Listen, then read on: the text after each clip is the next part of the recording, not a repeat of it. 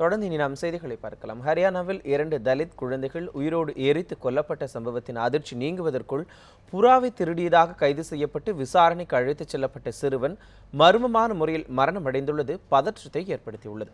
கோஹனா நகரைச் சேர்ந்த தலித் சிறுவன் மீது மற்றொரு சமூகத்தினர் புறாவை திருடியதாக புகார் ஒன்றை அளித்தனர். விசாரணைக்கு அழைத்துச் செல்லப்பட்ட அந்த 15 வயது சிறுவன் மர்மமான முறையில் உயிரிழந்தான்.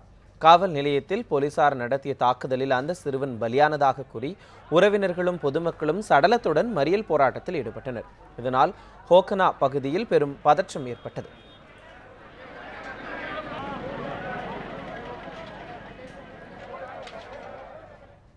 பின்னர் உடலை வீட்டிற்கு கொண்டு வந்த உறவினர்கள் போலீசார் மீது நடவடிக்கை எடுக்கும் வரை உடலுக்கு இறுதி சடங்கு நடத்த மாட்டோம் என கூறி தொடர்ந்து போராட்டத்தில் ஈடுபட்டு வருகின்றனர். பலியான சிறுவனை விசாரணைக்கு அழைத்துச் சென்ற போலீசாரை கைது செய்ய வலியுறுத்தி தலித் அமைப்புகள் மற்றும் அரசியல் கட்சியினரும் போராட்டத்தில் களமிறங்கியுள்ளனர். இதையடுத்து கோஹனா பகுதியில் ஏராளமான போலீசார் குவிக்கப்பட்டுள்ளனர்.